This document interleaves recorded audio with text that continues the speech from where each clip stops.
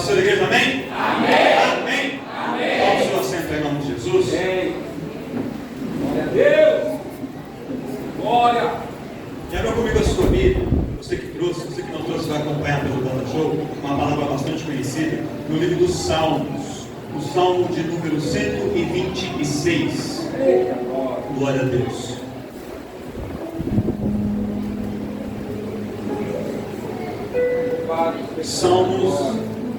O Salmo 126, ele tem 6 versículos. Vamos fazer a leitura do verso 1 até o verso de número 6. Quem já encontrou da glória a Deus aí? Aliás, antes de eu começar a pregar, antes. Vira para esse irmão do seu lado direito, esquerdo, dá uma olhada para ele, para ela. Se você não conhece, você pode dar a paz do Senhor também para ele, para ela. Senhor, um prazer, seja bem-vindo. Vai falar para ele assim, ó, até o final da pregação. Até o final da pregação. Você vai dar, pelo menos, 50 glória a Deus, aleluia. Já pode começar agora, se quiser, aleluia. É para glorificar e exaltar o nome do Senhor. Olha só o que diz Salmo 126. A epígrafe, o título diz: Deus é louvado porque retirou do cativeiro o seu povo. É um cântico de degraus, um cântico de romagem. E o verso 1 diz: quando o Senhor trouxe do cativeiro os que voltaram a Sião, estávamos como os que sonham. Então a nossa boca se encheu de riso e a nossa língua de cânticos. Então se dizia entre as nações: grandes coisas fez o Senhor a estes. Grandes coisas fez o Senhor por nós, e por isso estamos alegres. Faze-nos regressar outra vez do cativeiro, Senhor, como as correntes do sul. Os que semeiam em lágrimas cegarão com alegria, e aquele que leva a preciosa semente, andando e chorando, voltará sem dúvida com alegria, trazendo consigo os seus molhos ou os seus peixes. Você pode dar uma salva de palmas ao Senhor?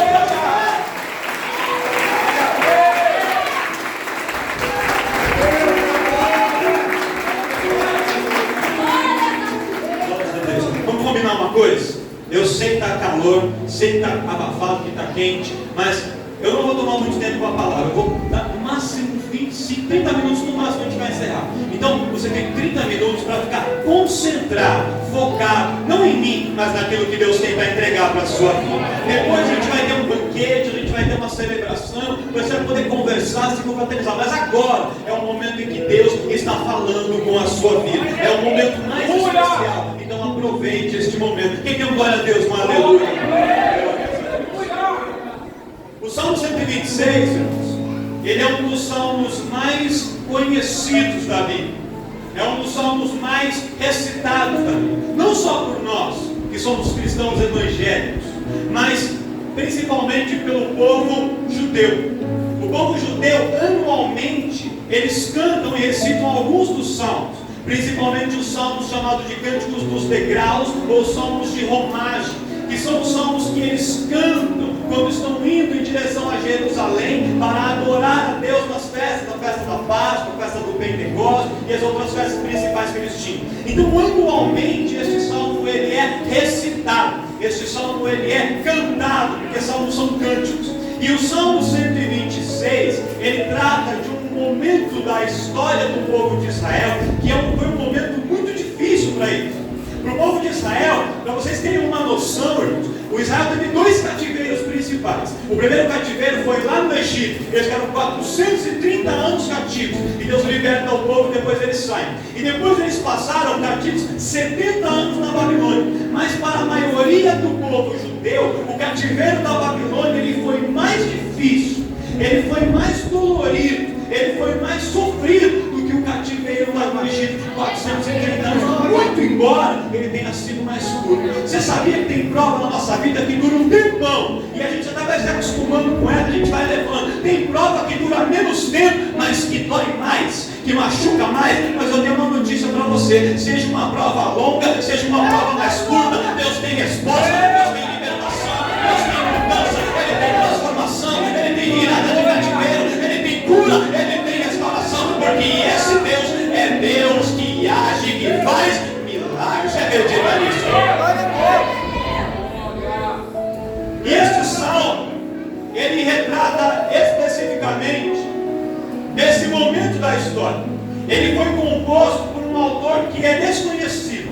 O autor do Salmo 126 é um autor incerto, você tem o nome dele.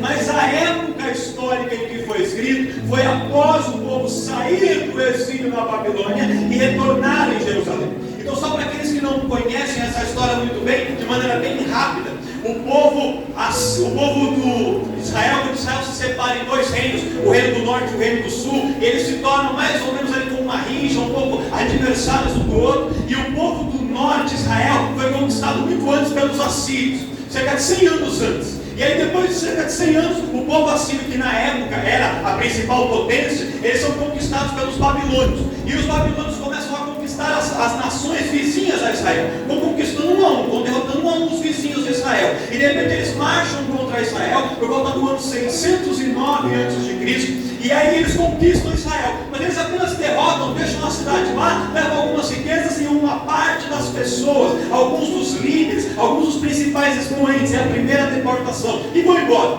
Passados cerca aí de uns 10, 12 anos, por volta do ano 597 a.C., vem novamente Nabucodonosor, e novamente ele invade Jerusalém, e ali ele leva outra parte ali das riquezas, leva outro grupo de pessoas para a Babilônia e deixa a cidade lá. Aí Israel organiza-se ali com aquele povo e fala: vamos se libertar, e tentam se libertar com as próprias forças, com as próprias mãos. E quando eles tentam se libertar com as próprias mãos, sabe o que acontece, irmãos? O inimigo vem novamente, 586 a.C., e conquista a Babilônia, e conquista Israel. E aí nesse momento, irmãos, eles destroem toda a cidade. Eles passam fogo em todos os portões, eles destroem o templo construído por Salomão, põem o templo abaixo, e levam todas as riquezas, e levam boa parte da população cativa para a Babilônia. E aí de fato começa o cativeiro babilônico em 586 a.C. E aí quando eles estão lá, nesse período, foi um período muito sofrido do povo, porque uma parte do povo ficou em Jerusalém, e outra parte foi levado para a Babilônia. Famílias foram separadas, muitas pessoas morreram. E quem não tinha morrido, teve alguém na família que morreu, perdeu um pai, perdeu uma mãe, perdeu um irmão, perdeu um esposo, perdeu um filho, perdeu um ente querido. E isso trazia muito sofrimento. E aquele povo foi levado cativo ali na Babilônia, uma terra totalmente idólatra, uma terra pagã, uma terra de gente ímpia, que não adorava a Deus. E aí sabe o que acontece? Naquele contexto, naquele ambiente da Babilônia, onde estava tudo errado, e onde eles tinham tudo para se desviar, se afastar de Deus, o povo se apega ao Senhor. O povo que antes estava meio frio na fé, estava meio ali disperso, alguns já vai saindo fora do caminho, se desviando, eles começam a se apegar em Deus, voltam para estudar a palavra, começam a se aprofundar no conhecimento da palavra. Deus vai levantando grandes profetas durante o período do cativeiro babilônico. Daniel é deste período, Ezequiel é deste período, Jeremias é profeta neste período, e eles profetizavam, e o povo ouvia as profecias, e o povo cria nas profecias. O povo começou a orar mais, o povo começou a jejuar de novo, eles começaram a de novo celebrar as festas ao Senhor. Foi nesta época, inclusive a missionária Catiane mencionou isso na sua pregação na quinta-feira, que surgiram as sinagogas. O que eram as sinagogas? Como o templo foi destruído, não havia mais igreja para ir, eles começaram a se reunir nas casas, se reunir nos lares para poder buscar a Deus e fazer cultos familiares. E aquelas reuniões cresceram, e eles começaram a fazer de algumas casas como pequenas igrejas, como se fosse hoje uns pontos de pregação para poder estudar a palavra. E eles começaram a mergulhar no estudo da palavra, foram se aprofundando no conhecimento da Torá, foram se aprofundando cada vez mais. Então eram crentes que oravam, sim, eram crentes que jejuavam, sim, eram crentes que liam a palavra, sim, mas Olha para o seu irmão e fala para ele assim: sempre tem um mais, né? Parece que a coisa está indo, mas era um povo que adorava. Não. Eles oravam? Oravam. Tinham palavra? Tinham palavra. Era um povo que jejuava? Jejuava. Mas eles haviam perdido algo muito importante. Eles haviam perdido a alegria. Eles haviam perdido a adorar. O Salmo 137, coloca para nós o Salmo 137 aí, por gentileza. Acho que deve ser o Richard ali. E coloca para nós o Salmo 137. Ele nos conta aí nos primeiros versos um episódio muito interessante para a gente entender a situação que o povo ficou. Olha só, vamos lendo junto, ó. Junto aos rios da Babilônia, nos assentamos e lembrando-nos de Sião, verso 2. Nos salgueiros, algumas árvores que tinham lá, no meio da Babilônia, nós penduramos as nossas armas.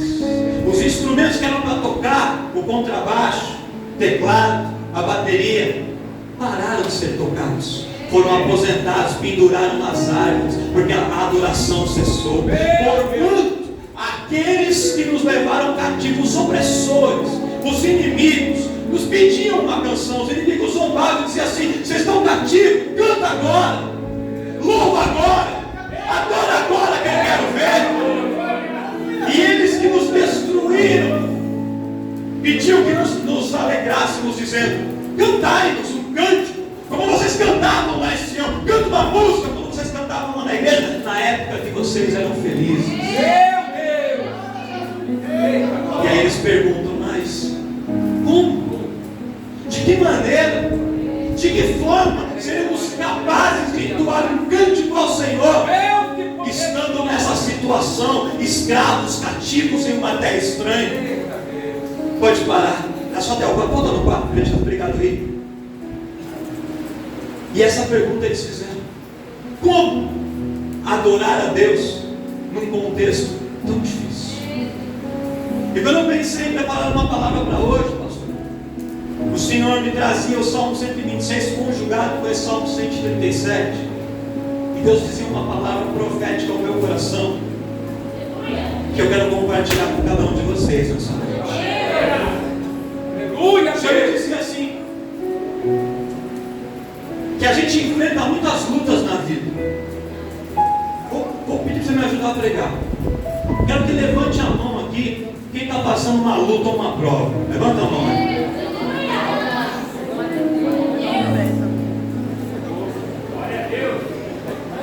Agora quero que levante a mão, você não esteja passando agora. Mas quem já passou uma luta, uma prova daquelas, levanta a mão. Todo mundo. Todos nós. Quem aqui nunca passou por uma decepção? Quem aqui nunca foi perseguido por alguém que levantou falso testemunho contra você? Quem aqui não estava numa situação financeira tranquila e de repente uma porta se fecha e aí a torneira seca e você fala: Senhor, como é que eu vou fazer para poder arcar e honrar os meus compromissos? Quem aqui nunca passou por uma situação de uma traição, um relacionamento, por um amigo ou por alguém que você confiava? Que pessoa que está aqui talvez passou por uma humilhação, até dentro de uma igreja ou no meio da sua família? Quem nunca enfrentou uma enfermidade com você, ou com um filho, com um pai, com uma mãe, e você vai até o médico, leva ele lá, e o médico fala assim: olha, para mim já não tem mais jeito, para a medicina não tem jeito, agora é só esperar que Deus vai fazer um milagre, porque senão não tem mais esperança. Quem nunca passou por situações difíceis e a gente achou que não tinha mais força, e nesses momentos, irmãos, a gente até ora, a gente até busca na palavra, a gente até faz jejum, mas a alegria vai embora de dentro de nós. Nesses momentos a gente não encontra mais motivos para sorrir. A gente entra na igreja, na hora da palavra a gente abre os ouvidos e fica: Deus vai falar comigo, eu vou ouvir Deus falar comigo. Mas na hora dos louvores a gente não tem mais força para cantar, a gente até fica de pé, mas não tem força para cantar, não tem força para aplaudir, não tem força para adorar. Isso é o que Deus me falava. Deus falava assim: tem pessoas aqui que passaram 2023 de Babilônia, um 2023 de luta, um 2023 de prova, mas 2024 é ano de tirar a arma do salgueiro, é ano de tirar o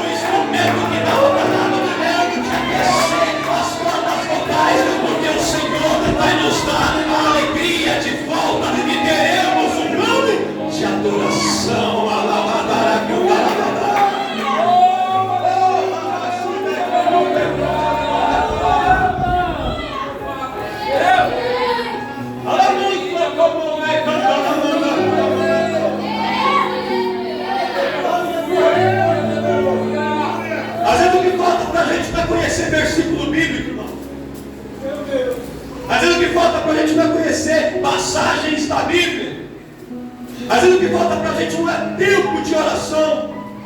Às vezes o que falta para a gente é a alegria de estar na presença do Senhor. A gente até vem, mas já não vem mais com alegria. A gente até está, mas não está mais com empolgação. E não é só na igreja não. Às vezes a gente perde alegria em outras coisas. Talvez você começou na empresa onde você trabalhava, quando você entrou lá, você todo feliz, porque Deus te abriu a porta. Você fala, glória a Deus, que bênção, olha só, que maravilha. Chegava lá, cumprimentava todo mundo das cadeiras da empresa, cumprimentava, oi, bom dia, bom dia, bom dia. Agora, irmãos, quando dá domingo à noite, acaba o culto, você chega em casa, come alguma coisa, quando acaba o fantástico, fala, ai, vou ter que ir para a empresa amanhã, meu Deus do céu. Dessa maneira, Jesus. Me sinto como um cordeiro indo para o matadouro.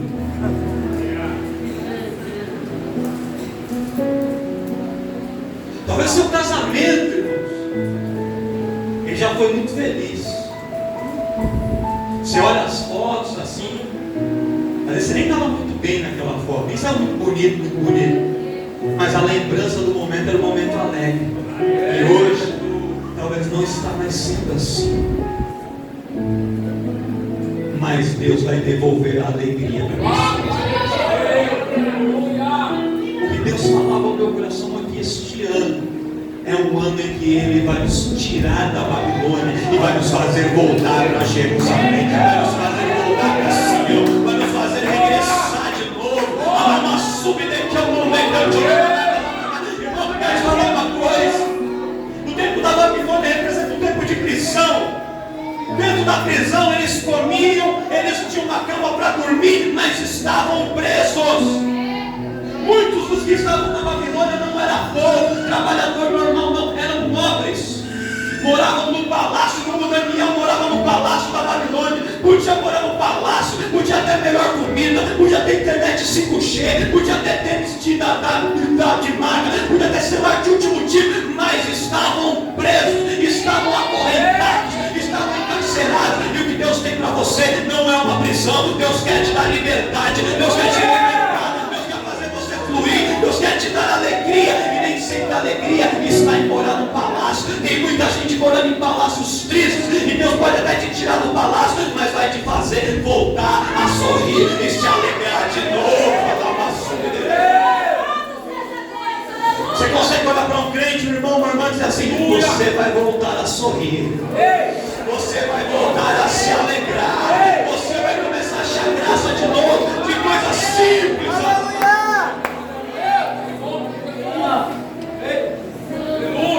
Você lembra, irmãos, antes? Quando chegava a época do Natal, do Réveillon, você ficava feliz. Agora chega o Natal e fala assim: ai, vou ter que ver aqueles parentes chatos, tudo de novo. Ai, não aguenta aquele povo mais. A gente vai perdendo a alegria, sabe por quê? O nosso adversário, ele é especialista em roubar a nossa alegria.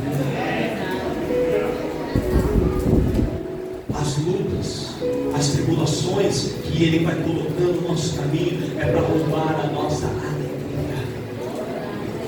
E aí a gente está vivo, está de pé, está trabalhando, tem uma casa, tem uma família, mas não tem mais alegria. Era o povo de Israel. E aí um dia, 70 anos depois, Deus levanta um rei Ciro. Quando Ciro derrota Nabucodonosor e todo o povo dos caldeus da Babilônia, conquista a Babilônia, ele toma conhecimento que 200 anos antes, 200 anos antes, o profeta Isaías havia profetizado. Ciro nem era pensado em nascer, nem o tataravô de Ciro tinha nascido ainda. 200 anos antes, já havia sido profetizado que um homem chamado Ciro nasceria, se tornaria rei e libertaria o povo de Israel. Quando ele toma conhecimento dessa profecia, ele entende que ele podia estar com a coroa na cabeça, mas que acima dele havia alguém que era rei dos reis e senhor dos senhores. E o Ciro, que era ímpio, Ciro não era crente não, irmãos. Ciro não tomava santa ceia não. Ciro não cantava louvor, não. Ciro era ímpio, mas ele deixa-se ser usado por Deus para libertar o povo de Israel. Pastor, eu não entendi. Para te ver alegre, te ver sorrindo, Deus vai usar quem for preciso. Mas esse homem fala assim: Deus, mas aquele meu chefe é assim, mas o meu vizinho é assim, mas a minha família, as pessoas, ninguém serve a Deus, todo mundo me oprime. Se for preciso, Deus entra, toca no coração, Ele muda, Ele faz a situação e usa até o ímpio para te abençoar, porque o Senhor vai devolver o sorriso para os seus lábios e Ele já está trabalhando e operando nisso. Ciro liberta o povo. O povo sai da Babilônia uma parte e volta para Jerusalém. Quando chega em Jerusalém, pensa que tudo estava fácil, tranquilo. A cidade estava destruída, escombros. Havia outras pessoas, outros povos morando lá. Eles tinham quase nada de dinheiro para reconstruir a cidade. Havia muitas coisas negativas, muitos desafios, muitas dificuldades.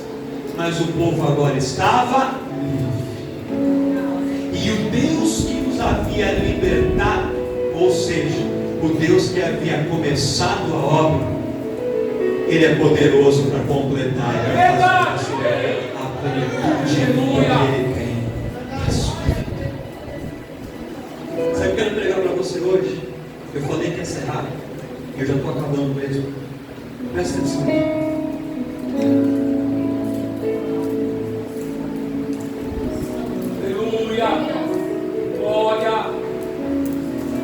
Deus,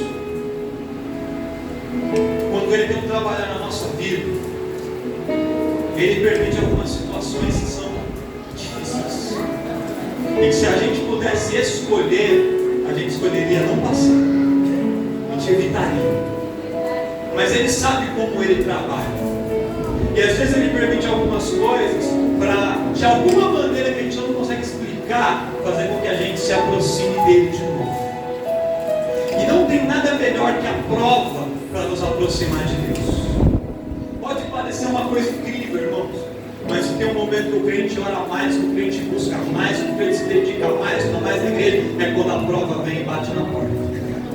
Aí a pessoa se aproxima, aí a pessoa vem.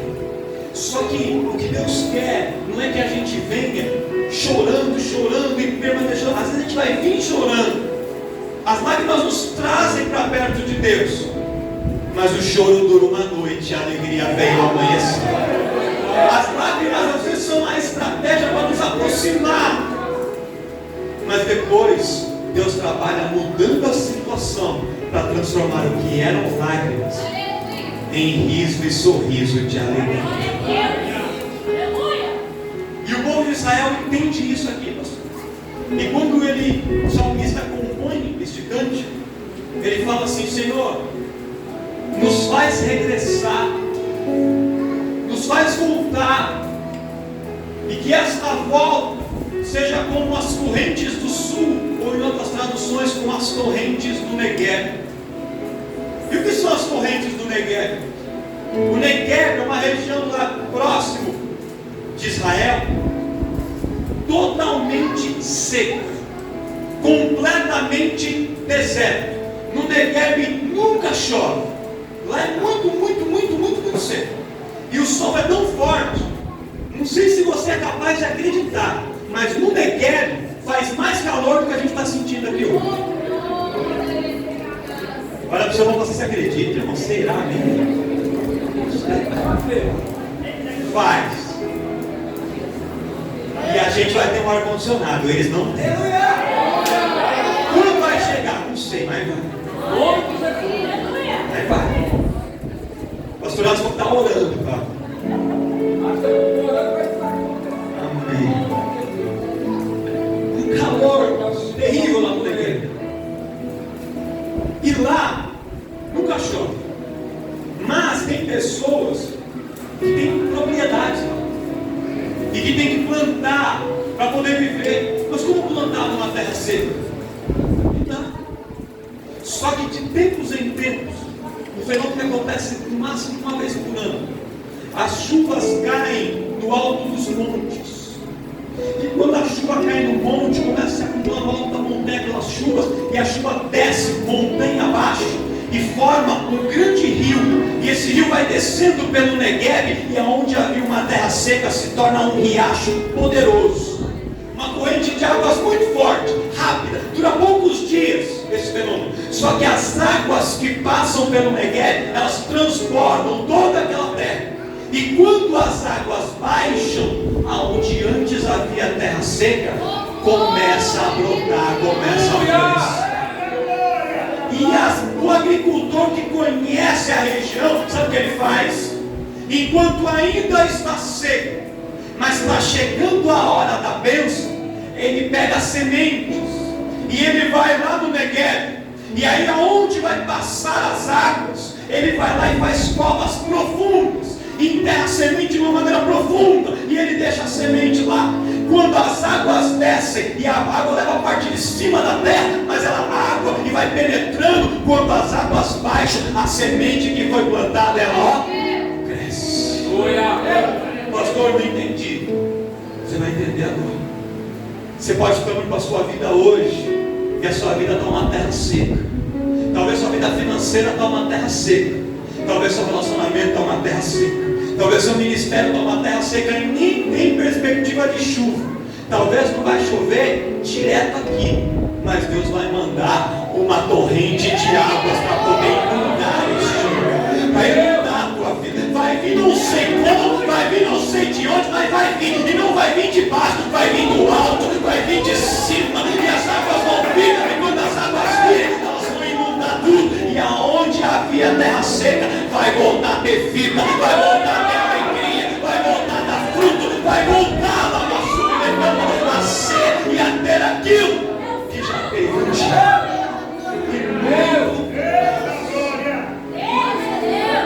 Está chorando hoje?